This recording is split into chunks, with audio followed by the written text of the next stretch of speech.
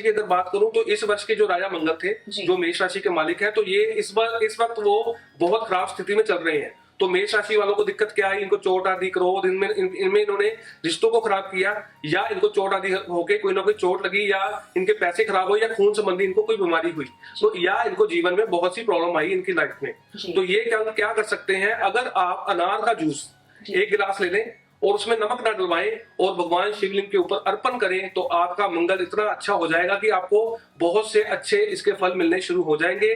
तो सबसे जरूरी मेष राशि के लिए ये है कि वो भगवान शिव को जो भी चढ़ाएं उसके साथ अनार का जूस अवश्य चढ़ाएं, और लाल रंग के फूल भी आप अर्पण करें भगवान शंकर को। तो आपकी समस्त जो कठिनाइयां हैं उसमें आपको कमी नजर आएगी। और अगर मेष राशि में जैसे मित्रों से या भाइयों से अनबन हो जाती है, उसमें आपको वृद्धि मिलेगी। भूमि में अगर आपको कोई कठिनाई आ रही है आपके जायदाद में, जमीन जायदाद में, घर में, तो उसमें आपको दूरी होगी, कठिनाई आपकी खत्म होगी। ये अगर आप पुलिस या सेना में हैं, आपको वहां पे दिक्कत आ रही है अपने कार्य में, तो वहां भी आपकी समस्याएं खत्म होंगी। तो मेष राशि के लिए ये उपाय बहुत ही लाभकारी होगा। बिल्कुल। मेष राशि के बाद अब हम आगे बढ़ते हैं वृषभ राशि की ओर। वृषभ राशि के लिए वालों के लिए जो जातक हैं उनके लिए कैसा रहने वाला है और उनके लिए क्या उपाय? जी। तो इसके बाद मैं वृषभ राशि की बात करूं तो वो सीधा शुक्र देव से जुड़ी हुई है, और शुक्र देव को हमारे ज्योतिष में बैल माना गया है, और भगवान शंकर हमेशा बैल के ऊपर ही विराजमान होते हैं। और शुक्र राशि हमारे कुटुंब की है, यानी हमारे समस्त परिवार की है, हमारे धन की कारक है, यानी इसको धन की तिजोरी माना जाता है वृषभ राशि को। और वर्तमान में आपकी राशि में देव गुरु बृहस्पति गोचर कर रहे हैं, तो आपके लिए भी ये बहुत ही शुभकारी योग होगा कि आप एक छोटा सा उपाय करें और आपका इसको बहुत लाभकारी आपको सिद्ध होगा।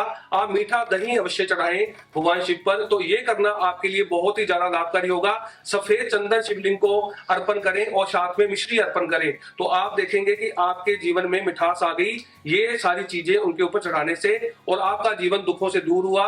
जो कड़वाहट है, जो आपको अपने कुटुंब में या आपके विवाह में या आपके धन आदि में जो भी समस्याएं हैं, आपकी समस्त समस्याएं दूर हो जाएंगी एक ये छोटे से उपाय से। ये वृषभ राशि वाले अवश्य करें। बिल्कुल। वृषभ राशि के बाद बात करते हैं अब मिथुन राशि वालों की, कि मिथुन राशि वालों पर भोलेनाथ की कृपा कैसे बरसेगी, उसके बारे में बताएं। जी। तो मिथुन राशि सीधी बुध ग्रह से जुड़ी हुई है, और बुध ग्रह जो हमारे दिमाग के कारक है, हमारे रिश्तों में बहन, बुआ, मासी, साली के कारक है।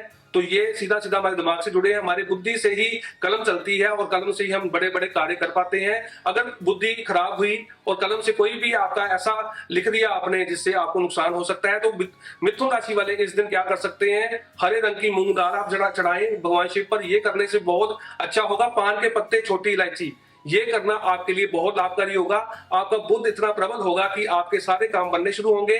आपके रिश्तों में जो भी कड़वाहट है उसमें आपको कमी आएगी, या आपको जो भी नसों में कोई प्रॉब्लम है किसी के, वो दूर हो जाएंगी, और आपकी बुद्धि बहुत प्रबल होकर नेक कार्य करेगी, जिससे आप जीवन में आगे बढ़ जाएंगे। और अगर मिथुन राशि आपकी है और आप बैंकिंग से जुड़े हैं, सीए से जुड़े हैं, या आप मीडिया से जुड़े हैं, तो आप में ये वाला उपाय करके बहुत ज्यादा आगे जाके राइज कर सकते हैं, जिससे बुद्धि प्रबल होकर आपको धन भी देगी, सुख भी देगी, और आप आगे बढ़ते चले जाएंगे। बात कर लेते हैं कर्क राशि वालों की।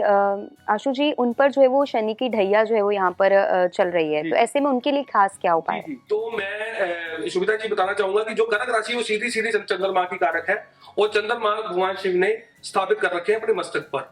और अगर मैं रिश्ते में बात करूं तो शिव जो चंद्रमा है वो भगवान शंकर के सांडू है। हाँ, तो ये सीधा, और इसके बाद चंद्रमा हमारे जल से जुड़ा है। पृथ्वी पे अगर 75% जल है वो हो गया, और हमारी बॉडी में भी 75% जल है, ये इसके कारक है। और हमारे अंदर जो व्हाइट सेल है वो भी सीधे चंद्रदेव से जुड़े हुए हैं। और हमारे रिश्तों में हमारी माँ है, हमारी नानी है, हमारी दादी है, और हमारी सास है, तो ये चंद्रमा से सीधा जुड़ा हुआ है।